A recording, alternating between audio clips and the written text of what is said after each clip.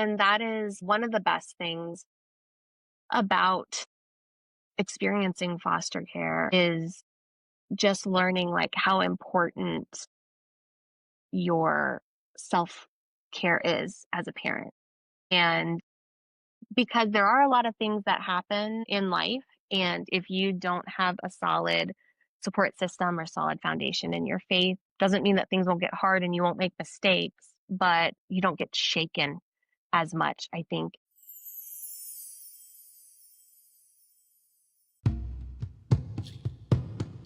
Hey, welcome back to Raw Talks. My name is Ryan Hanna and I'll be your host. So nice to see you. Today we have an incredible and exciting guest, Danika, a woman whose life is a testament to resilience, faith, and the beautiful journey of motherhood and partnership. Danika is an ex-healthcare professional, a military spouse, and she currently enjoys the privilege of being home with her toddler son, seeing the world anew through his eyes. She's passionate about sharing her experience as a mom, a wife, a foster parent, living with chronic health issues, and growing in her faith. And we're going to dive deeper into her authentic story, exploring how she navigates life changes and finds wonder in the everyday. I'm so excited to get started. Danika, thank you so much for joining us today on the show. Really excited to have this conversation. I know so much about your story, and I'm looking forward to opening it up to the world to have them be in awe and get inspired by it as well. Let's start with your past experience before we jump into the world of parenthood. You previously worked in healthcare, but now you have the privilege of being at home with your toddler son. What has been the most surprising or transformative aspect of leaving your work for motherhood? Well, I just want to first thank you so much for having me on, Yeah. just allowing me to share my story with others. Some just might find it interesting and some might be able to relate. So I really appreciate you giving me a platform to do that. I think it's going to be a combination of both, y'all, for sure. So I have worked since I was 15, just started working in customer service, Where did you work working. at? So my very first job, it's Mhm. going to sound so silly, was a community center on a military base. So my dad was Air Force. And so I was an Air Force brat, and it was on a community center. The community center was attached to the base pool, and I worked the snack bar at that community center. Silly? That is So so cool. Your first job working at a military base? That's yeah, it was cool. crazy. It was just like, it's like the snack bar at the base pool. So, well, it was a combination of that, and then I also had the silly part is my other job that I worked at the same time was a newspaper route, but it was not Mm. and same thing on base housing. I had to go pick up the newspapers, roll them. I usually had friends, maybe boyfriend at the time, helped roll the newspapers or my parents would help. And then I drove my 2000 silver VW Bug, my pride and joy being a 15, 16-year-old girl, and Yeah. threw the newspapers out the window. Not, the like stereotypical bike. Like, are you Yeah. talking about some kind of bicycle? That No. sounds like the Volkswagen bugs. You know those round looking ones I used to see Yeah. like Mandy Moore driving in those videos? Those Yeah. No, it was you're talking about that kind of bug? yeah, like the little VW, like the really like Yeah, cutesy looking VW bugs I know what that you're talking were, about. pretty I was popular in like, the that's gonna be my 2000s. first car too. Yeah, I loved that car so much. It was crazy. That car was probably a little wonky because it would like the alarm would go off like at 6 in the morning and then like the windows wouldn't go up all the way. It was just crazy. But Mhm. anyway, I worked in customer service for a while. I did waitressing, was a camp counselor in the summers, and then I got into healthcare. I didn't think I wanted to go into healthcare. I had switched my major a few times being in Mm. college. And then I realized you mentioned, chronic illness. I live with type 1 diabetes. And I realized I'm like, I am very interested in healthcare and medical, which makes sense because I have a lot of experience, being on the patient Yeah, side. for And sure. so, yeah, after getting into healthcare, I was a medical assistant for several years. I actually worked at a diabetes clinic, which I absolutely loved. That was a really amazing opportunity. And then I was given the opportunity when my husband went into the military. to stay home with my son. And my mom was a military spouse as well, and she stayed home with my sister and I. She worked part time outside the home sometimes, depending on Okay. where we lived. But I just absolutely loved being able to see a different perspective of, I first struggled with, am I going to be able to find that stereotypical value of like, oh, what do you do? What's one of the first common questions? Oh, what do you do? Yeah. Oh, I work in this field, or oh, this is my job here. That's a lot of typical first meeting Right. conversation. And so that idea of, I stay at home with my son, like what I know that it's important, but it's like trying to really reform that idea of how important it is, and that it's not just one hat. Hey, I'm a stay at home mom and that's all I do. I manage our calendar, I go grocery shopping, I'm our cook, I make vet appointments for the dog, I make sure, we have clean laundry, I am taking the car to get serviced, and especially if my husband is not home, if he's away because of being in the military, I'm doing this on my own. And then also just, you know, I'm raising my son. And so I'm raising another human being who's a child that will eventually become an adult to go out in this world Yeah. and hopefully make a positive impact. And so I'm like, it took some time for me to realize like this is important work, and not even just on a small scale, but like my son will go out into the world one day and who knows who he'll affect. And that that work and who he becomes starts here at home. So, yeah, it just really amazed me, like, just having to reform the value of what that is, as working for so long. And then I knew that I wanted to stay home. I just, like, struggled a little bit at first, like, with finding how much of a purpose it really is, and that even though it's not a career outside the home, I'm still supporting my family. It's so beautiful what you just said, that it's what you wanted, but at the same time you struggled with it, and how you're like, I'm not just a stay-at-home mom. I do all these other things. And what you described sounded more like operations management to me. Mhm, Raising a human is more like training and development, like what you do with your employees, but much more than that. You're teaching somebody how to speak, and you're doing like speech therapy with them, because you're trying to give them the basic communication skills that they're going to require. And it just, I'm a mom too, and just seeing your child pick up language and start putting sentences together and using present and past tense and conjunctions, like, when did you learn that? And it's so crazy, like how fast it happens.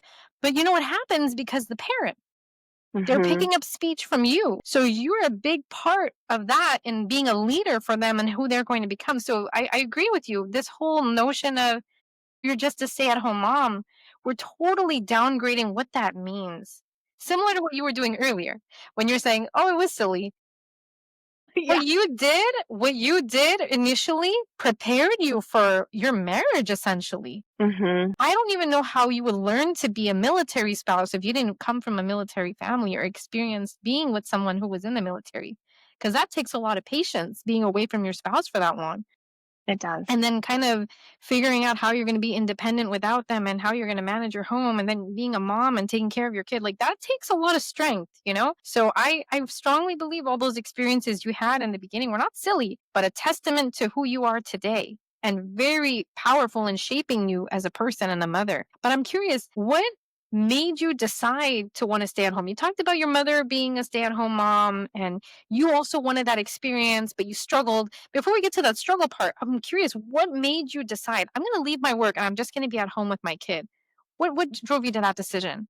So I did touch on my mom being a stay-at-home mom as well, and that was a big motivator for me. She is and was a big reason why I wanted to become a mom in the first place. We had such and we still do have such a close relationship that she really fostered that. I'd come home from school and it was, let's talk about your day. Like she wanted to know like what I did, and I would be excited to come home and tell my mom about my day. So she really like opened up that communication. And I think, like I said, it was her being an example of what a wonderful and beautiful mother is and can be that really motivated me to want to be able to have that time at home with my son. I also know that our time is limited, and like I said, it's a privilege for me to stay home because I know that a lot of people don't have that, exactly what it is, privilege. It's both, either they're the only parent or both parents, to make the ends meet, they have to work outside the home. And then there are some parents that they choose to work outside the home because Yeah. that is, they love being a parent, but they also find a lot of fulfillment in their job. And I Mhm. loved my job that I was working in before. And they were great about when I first became a mother, working with my schedule to go part time and then hybrid, even where I did some in office and then some working from home. And then when the opportunity came, I was like, the time is limited with my son at each age that he is. And I Mhm. just really want to be able to pour into him what I can during that time. And you're really laying a foundation for as they grow up. I mean, they talk about how important our formative years are. And so I just really know that there will be the time when he goes out into the world and I can't hold his hand the entire time, but I want to be able to instill in him just that confidence and that, true self identity to know who he is going out into the world. And of course, like we all grew up, and made mistakes no matter what our childhood looked like. And I just know that I can't protect him from everything either, but I know that being able to establish just such a solid foundation in himself and for me in God will really just prepare him for when he goes out into the world to be able to face those challenges and face things that we all come in contact with that can either shake you and break you, or it's one of those things that, that was a big blow, but I know I that just I can get right back up. Danica, I lost your video just so you know. Add, there we Okay, it's go. back. It's back. It was Okay. asking because I'm talking with my hands so much. I'm so sorry. That's okay. It's like, do you want some kind of little feature popped up in there? Okay. So yeah, I was just saying that I wanted to prepare him as much as possible, be able to spend time with him because he'll go out into the world, start school. He'll be 3 soon, and so we're not too far from school, and I just want to help him become the best human being that he can be, and I know that that starts at home. So, So true. A couple things you mentioned, like, for example, some people can, some people choose not to be at home because of work fulfillment. And you're right, there's a whole spectrum. Some people mhm, just can't afford it. And some people are like, I can't see myself doing this. Believe it or not, I met a woman at a birthday party for like a mutual friend that my husband has. And she said, I'm a 4-hour mom. And couldn't understand what she meant. And then my mhm, husband and I had a conversation about it afterwards. And he's like, do you remember what that woman said? I was like, yeah, what does that mean? Literally, she can't be a mom for more than 4 hours to 24 hours in a day. And I was just shocked that how how is that humanly possible if you wanted to have children in the first place? But hey, no mhm. judgment. No judgment, Yeah. right? I just couldn't process it. For me, that's so hard to process because like you, I and my husband made a choice that we wanted our daughter to be at home because we were very intentional about how and what she would learn. Because as you mentioned, the formative years are very critical. I know, I can tell you from my own personal experience, that's so important. I didn't always wear this hijab. Like we talked about faith. So I'm going to get into faith a little bit. Mhm, I didn't always wear this hijab, this head covering. But I remember when I was in my 20s, my grandma used to read the holy book when I was just running back and forth from the TV area to the bedrooms. She would sit and read the holy book. She wouldn't tell us to read. She would just sit there and read for like an hour. And I would mhm, see her pray. And she used to wear, some form of a hijab at that time from what she knew at the time. And she and I used to spend so much time together when I was growing up. I remember seeing more of her than my mom because my parents were working two jobs for my mom, three for my dad. I hardly got to spend time because like again, you have to do what you do to make ends meet. And my parents were one of those people. But because that my grandma was so faith-based driven, even in my 20s, I reverted back to that when I felt like I was losing myself a bit. And Mm, as I remember praying with my grandma when I was little, because I remember her doing faith-based things, that's what pulled me in that strong direction of faith. So it's powerful. And what you're yes. saying, like, I feel my life is a testament to what you just said. And parents who are able to stay at home, that's wonderful. And if you're not, I would like to let you know you have a choice. For example, for the ones who have, decent income, Mhm. if you think about it, $1,000 a month is going to daycare. And if you're making about 80K, basically all your salary from one person's salary is going to daycare.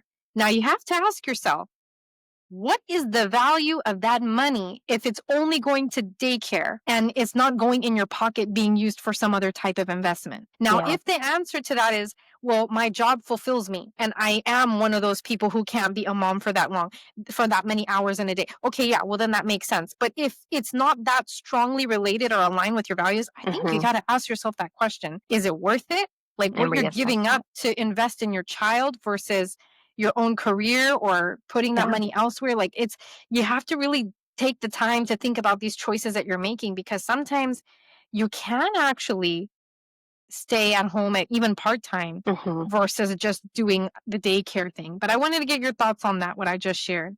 And where's your head at and your heart at? So I wanna go back just for a second to what you said about the faith that you witnessed from Yeah. your grandma. I absolutely love that because you hit the nail on the head. It's like when life feels like you're lost, it is going back to that childlike faith, not really sure what I'm hearing, but I know that there's something there. And so you went back to explore it and found how much you really are anchored into it. And then, Yeah. like, Totally. I can't imagine life. I'm sure you can't imagine life without it now. No,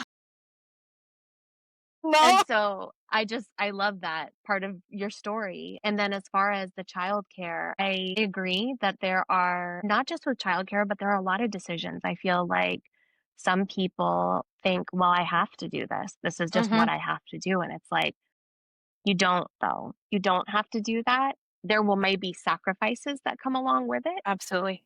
that Absolutely. allow you to make a different decision, but Definitely. you're never forced into that. I do have a beautiful, very good friend of mine that she works outside the home. Both of her children are in daycare and school, and she tells it to me straight. She loves being a mom, and her career and how fulfilled she is in her job makes her a better mom. She's like, Mm, that time that I have with my children, she's like, I am a better mom to them because I'm working outside the home. And mm, so for her, that investment is worth it. Like yeah, that she is, you know, having them in childcare while she is working outside the home. And so it really is, like you said, you just have to really reassess what is the reason that we're doing it this way. 100%. I think it No, go ahead. comes all back down to alignment. Like knowing what's important to you. Where's your heart and your mind sitting? Are you doing something just because society is saying you shouldn't be a stay at home mom or you've got family pressure or friend pressure? Like, I think you really have to understand what is the motivator behind that decision that you're making to work outside if that's your choice or to put your child in daycare because there are other options. Like, I have Mhm. a client that I was working with, she does nanny. She pays for a nanny to come, her husband and her work. Her husband works, like, early morning, comes home late night, and she comes home to take over when the nanny's done, and she's got a 3rd baby coming on the way, and so, that works for her, but nannies are not cheap. It's like, again, you have to think about what makes sense for your financial situation, your family, your own, like, lifespan, like, what you plan to do within your life and with your time as a, a couple, if you have a partner, if you're a single mom, like, how you're gonna make it work. If you have family nearby, sometimes that's a factor for people. But I'll tell you, I don't have family nearby, but we make it work, and Mhm. it's possible. It Yeah. is possible, but it comes down to having open communication with your partner and being honest about what you both want and then making the decision for your child. I think that's what it all comes down to. But I just wanted to put that out there because sometimes I feel people think they have no other option, but they Mhm. really do. And so thank you so much for your take on that. And speaking of parenthood, sometimes that whole journey can be complex and you've navigated some experiences specific to infertility. I'd like for you to walk us through that at this point in our conversation as you're comfortable opening up And how has your journey through infertility shaped your perspective on family and how it's influenced your approach to motherhood, including foster parenting, which you've also experienced? But we'll get to that foster parenting later at this and Okay. then conversation. I'm open book about this. I was 16 and I had not started my period yet. And so we went to the doctor and we were like, hey, let's see what's going on here. This isn't really normal. So they did some tests and they found that my uterus is actually underdeveloped. So, when a baby develops in the womb, it's the cells merging together. And so my uterus actually went like this. So it's like Oh my two God. halves of the uterus. Wow. It was not going to be able to house a baby, obviously. And so that was hard because I actually knew really early on, like I said, mentioned earlier, I have such a wonderful relationship with my parents that I really wanted to have children. And so that was a hard hit for me to realize that I would not be able to get pregnant and have children biologically or, the conventional way that you Yeah. create a family. And so then, I started the healing process for that. And as I got older, I think I was about 20, 21. I went to the ER because I had terrible pain, lower abdominal pain. And I went to the ER and I had an endometrial cyst that had burst. So that was how I was diagnosed with endometriosis. And it was probably some of the worst pain. Like, I've never been through childbirth, but that was some of the worst pain I had ever felt. And Oh my God, it must be awful I to be know, so young and have so much pain in your body. I can't imagine that it's as painful as childbirth, but I know that that was like some of the worst pain on the inside and just not knowing what's going on. So we went and spoke to some specialists after that ER visit. And, the option, even though they didn't really want to do that this young, was to have a hysterectomy, which is where they remove the uterus. And so I was like, it's causing issues. And I know it's not going to be able to do what it's supposed to do anyway, which is house a baby. Take it out. Yeah. And the doctor was really just thorough about it. They had me do like a counseling session to make sure, like, because it wasn't elective for the most part, hysterectomy, to make sure that like you're sure this is because, once we take it out, we can't put it back in there. So, and I was just like, I had already made peace with the fact that I would still be able to become a mother. It just would not be in the traditional sense, which would be getting pregnant and having a baby. So I had a hysterectomy. They left my ovaries, which was once they got in there, they said, they would see how bad the endometriosis was. And if it was really bad, they might have to take my ovaries. But because I was so young, early 20s, they wanted to try and salvage them for the hormones and everything. And so they were able to. They were able to clean it up, took my uterus out, and everything was done laparoscopically, so it was a pretty easy healing process. But from then on, moving forward, I think, like I said, I was in my early 20s at 21, 22, and I had I'd been dating since I was like 15, and in my early 20s, I was ready to start looking for my partner. Not Little necessarily get girl? married right away, but start like I was ready to like stop Yeah. dating just to date. I was ready to date to find my The right husband. person. Yeah. And so I would tell when I was dating, I would tell early on because I wanted them to have the choice as well and for us not to waste any time. Yeah. I am looking for, who I'm looking for things to be serious and I am not able to carry children. Mhm. And so if that is something that is to some men, it's very important to them. Some women even, like it's very important. And so I wanted to help us make that decision early on. So it's like, okay, we don't have to continue to see each other in that way anymore if this is not something we're on the same page with. Sure. So then I think I was like 22. I met my husband and I shared that with him. And he had actually shared that his sister in law had been a surrogate for like two families. She has children of her own and then has helped other people build their family by being a surrogate. And so, Wow. like, he had some exposure to different ways of people building families. And so that was just a really like neat concept, like when we first met. And he had, just told me that, we'd see where things went and that, but, if we had to build our family in a different way, that was he was happy with that. So, yeah, so we actually looked into Can I pause harvesting. you right there really? It took you about a year from you saying 21 to 22, you met your husband. So Mhm, over the course of that year, could you walk us through what were your thoughts when people would say, no, I don't want to continue? Or how did you approach yourself and your identity? And how did you process all of that as mhm, people were saying no for that reason? That's not even your fault. I'm just trying to understand what you would feel because understand. I can't imagine it would have been an easy process, especially after getting like, well, let's say like 10 no's. And then finally you meet the right person. And you're like, he's godsend. So what kept you going is what I'm getting at. Like, how did you get So, through those no's to keep going to find your yeah, yes? so surprisingly, I did not ever have anyone say, "That's a deal breaker for me." I didn't, Wow. which That's a was shock. yeah. I mean, it was not I always anticipated, like, "Okay, here we go. We'll see how they handle this." And I don't honestly just for some men, I don't know if it's something that they are really aware of how they feel about it in the Mm, beginning. You mhm. know what I mean? I some men may know this is how I wanna have a family, and some men, it might just be like, "I know I wanna have a family," but I never ran into so luckily, I never ran into somebody saying, "No, I don't wanna continue this any further because I'd like to have my own children." Yeah. So that was I was thankful for that I didn't ever run into that. It That's was more amazing. of just things would fizzle out. Sure. There would be other reasons that we just Yeah, were of not course.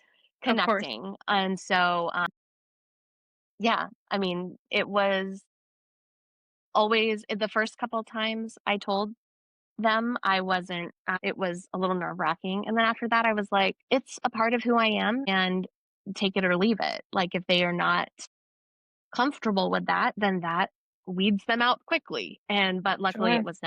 that was never an issue. All of it was my own struggle of feeling not enough because as a woman, that's supposed to be our superpower almost, if you will.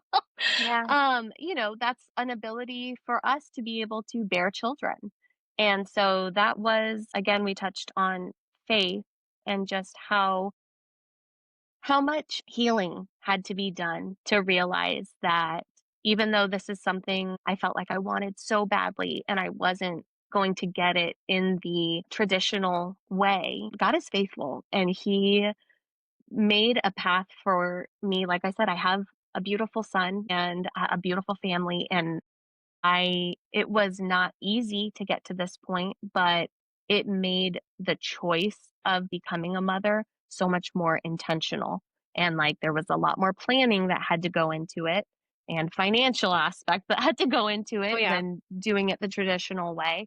But but I just am so grateful that this was my path. Honestly, I joke sometimes about God probably knew I wouldn't be able to handle childbirth or how uncomfortable it is to be pregnant because sometimes But I'm so happy you brought it up. And you know what? I'm gonna say this. We women are kind of stupid sometimes. Yeah, I can't put it any other way. Not everybody is going to get pregnant in the same way. Not everybody is going to deliver in the same way. Water broke? Okay, happens for some people. Well, you know what? I know about 5 people who never had their water break. And they went beyond 40 weeks. mhm. And you know what? The baby was too big to come out. Ugh, So they had to do an unexpected, unplanned C-section because even though mhm. the mother never wanted that, she wanted a normal birth. But guess what? It didn't happen and it's okay. But then when you talk about childbirth pains, like we feel like it only has to happen one way. There's only one way to get pregnant. There's only one way to Mhm. deliver the baby. We are all different human beings, even though we're women. Our bodies were designed differently. So we need to wake up and stop talking to each other like it's supposed to happen and stop asking that question. So are you having kids or how many kids do you have? Why do we Mhm. even need to add it? Why do we need to make it plural? How hard was it to get one? Yeah. I feel like becoming a mother has just opened up my mind in so many different ways and the way I coach and talk to other women because I don't even ask that question anymore. No, I don't even ask, what do you do? I say, how are you doing? What would you like me to know about you today? I love I don't that. even bring that question up because it doesn't make sense. We're putting undue pressure on each other to answer Mhm. something that is going to make the person uncomfortable and you don't even know you're doing it Yeah. because that's the way society has trained us. So please don't feel like you had an unconventional way of having children. You had your own way that God has decided that you would have Mhm. children. And I'm so grateful you opened up this conversation today because you know what? Many people who are facing infertility, even though they have a uterus and they've got ovaries, are really crying right now. And they're deleting their Instagram accounts. Even I know I just spoke to someone, had a baby, and now has secondary infertility, can't get pregnant, getting off of social because it's too toxic. It happens. Yeah. So we need to stop. We need to stop over celebrating our pregnancies on social because it might hurt some people, and we need to be a little bit more conscious in how we interact with other women. That's just my 2 cents. But I just wanted to say thank you. And if you want to comment on any of what I just said, please feel free to do so. But you were getting into how you were able to conceive, and I'm sorry, how you were able to have your baby and the Mhm. different planning you were going into. So that's where we left off before we got into this little tangent. But I Yes. wanted to give No, you a little space to comment if you wish. I love that though because it's true. I think there is a certain process that society has put on us, like, oh, you find the person, you get married, you have kids. Like that is like I said, we talk about what do you do for a living and how many kids do you have? And it's like I love the fact that that's not the path for everyone. I mean, if it was, I mean, I don't even know what this world would feel like if everybody was doing life that way. Yeah. And it just opens the door for so many more conversations of like what really matters. Of course, our marriages matter and our children matter, but like who were we and who are we before we were a wife, before we were a mom? Like those things get lost sometimes. And so I think it's so beautiful that you are directing the question, how are you today? What's going on with you today? What would you like me to know about you today? Absolutely. And then Like it you just choose. It's your choice yeah. what you And want to share. sometimes people might be like, "I've never thought about what I want people to know." They usually I just get that ask and I sometimes answer. actually.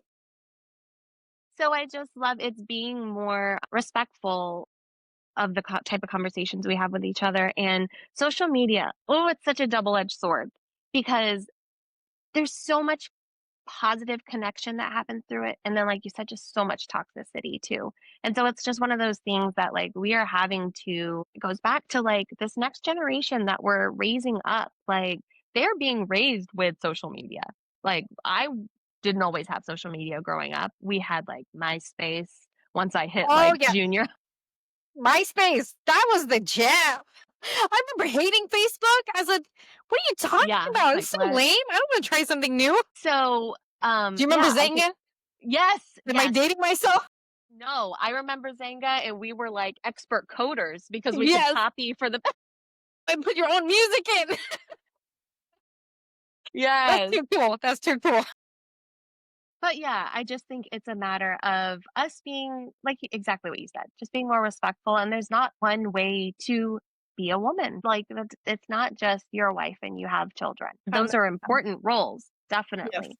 Yes, But there are absolutely. so many other ways. And I can respect a woman who says, I don't feel like having children is right for me. I Absolutely. love that for someone because Mhm. you are self aware and you know yourself.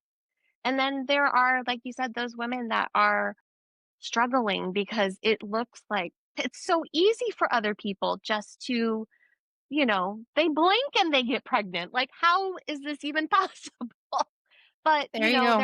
there are a lot of things that we don't see Yeah. behind closed doors. I mean, how many first pregnancy announcements, like how many miscarriages happened before that? How many fertility treatments happened before that? I was How just gonna many say, how many IVF cycles did you go through Yes. before you had that?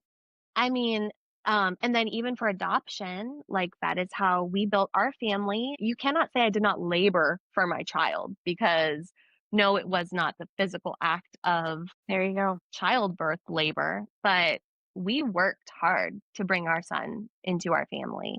And so, yeah, I think it just really opens our eyes to just so many different ways that you can create a family and be. And I think the more that we expose one another to different ways of living, the more like acceptable it will start to become that there's not just that one narrow linear way to become a mother or just be a woman. So Absolutely. Thank you so much for that. You went through infertility and just talking about how there's no one way to get pregnant or even have children. And we need to start being more intentional about how we talk to other women and be conscious of that and sensitive to not everybody can get pregnant. And if they can, they don't want to. So we need to be sensitive about that. One thing I wanted to share with you really quick is it made me feel less of a mother when I went to a networking event for working moms, mind you. And I was asked, so how many kids do you have? And I didn't realize how much it hurt until I heard that plural. Kids, not kid. Like how do you have a kid? How many Yeah. kids? It hurt. Like that girl I just mentioned, secondary infertility. Well, guess what? We got a mutual friend. She just delivered a baby. Got two Yeah. now. And so I think it's just sometimes putting it out there too much, like that you enjoy that because you like the praise that you're getting and all, but sometimes it hurts other people. I think we really need to be intentional about how we put ourselves out there and know that we have to be conscious of what we're doing by that action. And there's nothing wrong with putting your life out there. If that works for you, then you go ahead and do you. But I think the people you're expecting to interact with that content, but you have to think a little bit how it's going to land on them as well. And speaking of which, I know you had, your to parenthood has not just been involved with like infertility and adoption. You've also been a foster parent. And I'd love to start us off in this part 2 of our session together with that conversation. Being because it's such a generous way and an act of love of being a foster parent. What led you and your husband to become foster parents, and how did you decide that that was the right journey for you both to take? So, I had first seen about foster children. It was actually, talk about like God putting little stepping stones for a path. Am friends with this woman on Facebook. Her son is a type 1 diabetic. And so we met at a type 1 diabetes event. And, Mm-hmm. she just was kind of like picking my brain about being older, like an adult with diabetes. Her son was, I think he was like 8 or 9 at the time. And so she was just like, what was that like, for you growing up as a teen and stuff? And so we became friends on Facebook, connected, and she had posted a link for a child who was available for adoption through foster care. It's the website, it's adoptuskids.org. And so she had posted, and he was type 1 diabetic. And so that's why she had shared that link that he would need, that extra care being adopted from foster care, but also that he had this chronic condition. So I started looking into this and I was like, foster care, like that had never been something that crossed my mind before about getting involved in foster care at Were all. you married at this time, or you were still Yes. looking for your spouse? Okay, got Yes. it. My husband and I had been married 2 years, almost 2 years. Wow. And we'd been together we met in 2012, got married in 2016.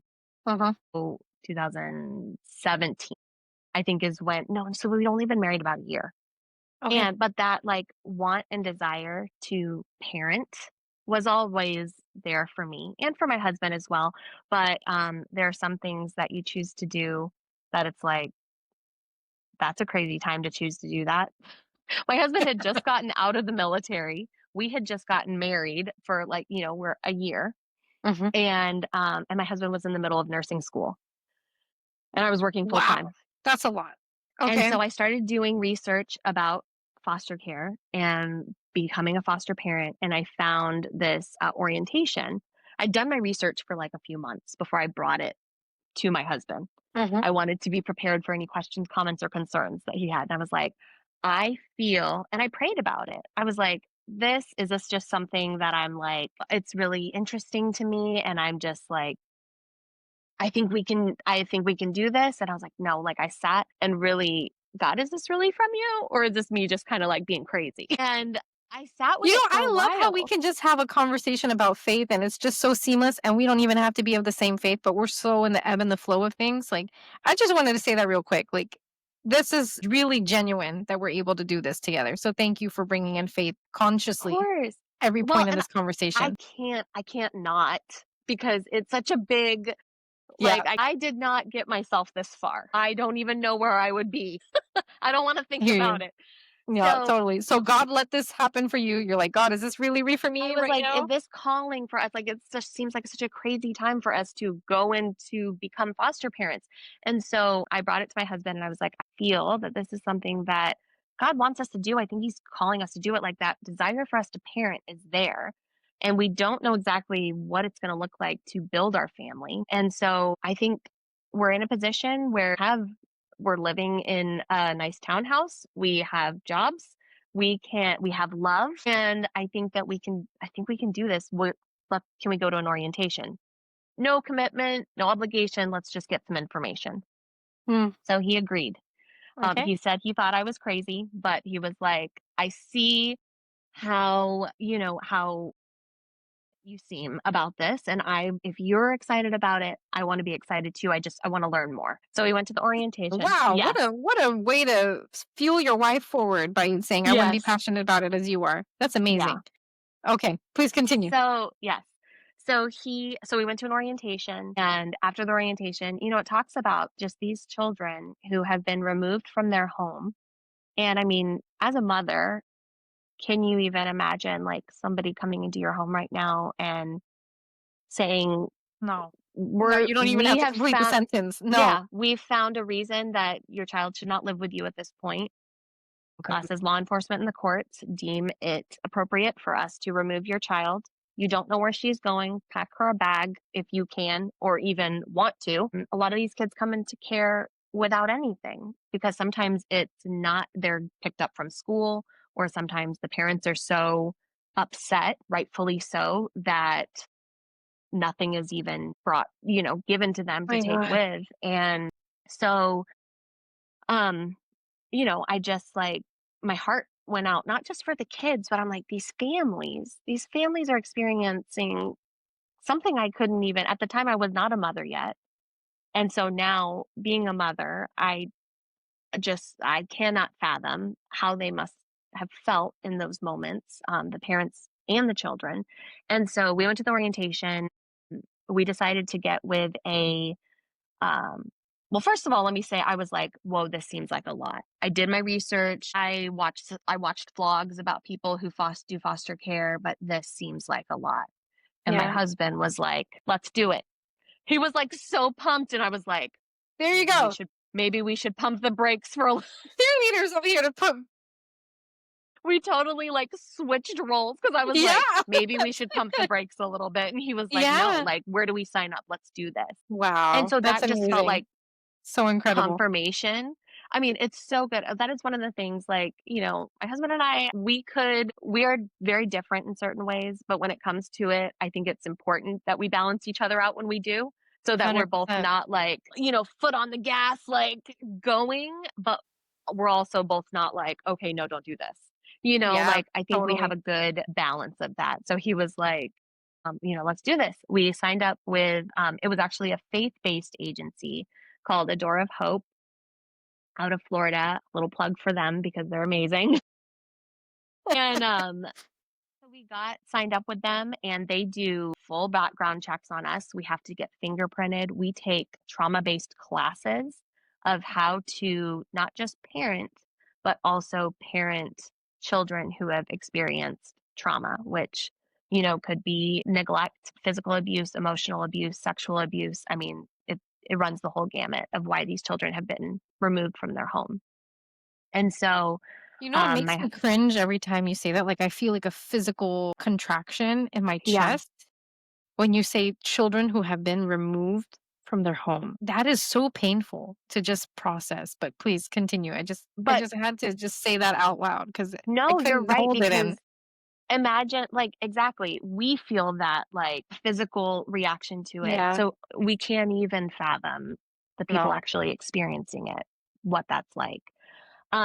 So we did the classes. Mhm. They came The and trauma did a classes. home study. They come and do a home study to make sure everything is safe. You don't have to live in some fancy big house. Like, we had a 2 bedroom, 2 bath townhouse, and it was, it's cozy, but it was clean. We prepared for birth to, I think, 12 was what we opened up.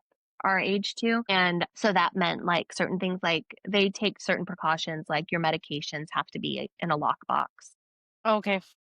and cleaning supplies Baby like proofing up the and hell kept. for you. You don't Well, have we to had do to any, do it. We had to do it, but they like tell but they're you. like making sure everything's fine. So it's like an Yes, but extra safety check. things, it's almost like even if we were just normal parenting, like not foster parenting, I hate to call it normal parenting, but if we were just parenting our own child, like somebody should go into the houses of Yeah. people and Why not? help Yeah. them. No, this is like, no, your baby's not going to be like coming home crawling and walking, but eventually like these are the things that you need to like take precautions about. And I guess they have parenting classes and everything like that, but it's just like all the hoops you have to jump through Yeah. because these children have been through so much trauma Mhm. already. They want to just make sure they're putting them in a safe environment. Mhm. And so, yeah, that was how we did our journey. We were foster parents from 2017 to 2021, and we did have two separate children that came into the home over that time. And really just beautiful, hard experience, but beautiful because we got to become a part of a family's healing. So for us, we came alongside their biological parents, and these parents, when they have their children removed, they have to, for whatever the reason is, have to take parenting classes, have to submit to drug tests if that is an issue Mhm. in the they have to go to counseling, and then they also have to start doing like supervised visits with their children. Mhm. And so in the beginning it's difficult to form that relationship with, because we're It's strangers so essentially. awkward. Yes, Just essentially we're strangers. I with mean, you with the child and then you with the biological parents coming, like, I can't yeah, imagine how awkward that must have been for you. But tell me about your it's experience when you were yeah, experiencing all of that. it is very awkward because they don't know us from Adam. I mean, they didn't even know where Your their parents child were. went. Yeah, oh, Yeah. yeah. And where the child, like, And they don't know where they're going yes. and who they're going to. And so it was very, and sometimes, some parents just associate foster parents as you're part of the system that took my children away. So you are essentially the enemy. Mhm. Is sometimes it's which I mean, I don't blame them for having that perspective. Mhm. But it also took, these parents are going through experiences that I've never been through and, had childhoods that didn't look like my childhood. And it was really trying to be just as loving as possible, still setting boundaries because you have to keep, safety of the child that's in your care is priority, but also trying to help develop that relationship with the biological parents that I'm not here to keep you away from your child. Like I want to come alongside you and be a part of this healing process. And that really just looking at them, trying to get to know them and look at them as human beings because that's what they are that are going through. I mean, I know for me, I would not want to be labeled or known for my worst mistake of my life, and essentially I think that's what some of them feel like is I'm going through this experience with this label of I got my children removed and I'm the bad guy. A lot of times, I mean, people are struggling and don't have support or guidance, and so my husband and I really tried to be a part of their support system. I mean, they do get assigned case managers to help them work their case plan so that their children can eventually reunify and come back home to them. We were very blessed that with both of our cases, They both of went our back? children, yes, both of the parents did the work. Yes. For both Awesome. of, yes, the biological parents we worked with just really, they put in the work and, Wow. loved their children. And they were doing sometimes they're doing the best that they can with what they have. No, it doesn't look the same as maybe what I would do in that situation, but I can't tell them, "Oh, you should have done this," because I don't know But they're their such life experiences or yeah. what they've been through or what they were taught Mhm. growing up. I've Mhm. mentioned before, I have and had a wonderful relationship with my parents. And so like if you don't have that model, growing up, sometimes it becomes difficult. You have your own children and you're like, well, this is I either didn't have an example or my example wasn't a great one and so I'm just going to do what my parents did. And Exactly. sometimes there's a lot of trauma and the way that we people cope with that trauma. You have, just life happens and Uh-huh. then but you also have children and that sometimes just does not people choose to use their coping mechanism to be the priority and their children take a back seat, which is not the right answer, but Or that's they how they're take it out choosing on the to. children, like, the children Yes. becomes the scapegoat for them Yeah. And one dealing of the with real whatever is internally too sometimes. yes, and that is one of the best things about experiencing foster care is just learning like how important your self-care is as a parent. And because there are a lot of things that happen in life, and if you don't have a solid support system or solid foundation in your faith, doesn't mean that things won't get hard and you won't make mistakes, but you don't get shaken as much, I think, and that like really helps me as a parent to be able to be the best mom that I can be for my son because like I said life is going to happen, and when that does happen I have something to fall back on that is not he's the same yesterday, today, and tomorrow. Yeah. My emotions and my circumstances, those can change in a second. And so that's something for me that I rely on. And that was something that, respectfully, we would try and share during our time with the biological parents as well. Like, just kind of like what we do, what we use in our life to help us cope and help us get through. And yeah, just really amazing experiences. Not going to go into details with each story, but just both biological parents in separate cases. We're still like we kept in contact with each other after the children were reunified. We You're even still did in contact visits. with them? We're Facebook friends. Well, that's so cool. Yeah. So That's so cool, wow. it was really neat to be able to I think we eventually they were able to let their guard down to realize, okay, she's wanting to do what's best for Yeah. my child, Yeah, yeah. and that is not me saying, "Oh, your child shouldn't be with you." It was when you are in a safe environment and in a healthier state, then I think it's best that your child goes Wow. back to you. And, a lot of people would be like, oh, I could never do foster parenting. It's just, I'd get attached. It would be too hard. Yeah, we My got question for you, attached. what do you do when you yourself get attached? Because 'Cause you're nurturing this child for X number of time, and then you have to Hmm. say bye, We and they're both, not coming back. How did you deal with those feelings and emotions? we had both of our foster children, like I said, separate cases. We had them each for about a year. Uh-huh. So one we had for a year, and then we took a little bit of a break in between, and then we had another one for a year. And yeah, you do get attached. I mean, to say that you wouldn't would be naive. Yeah.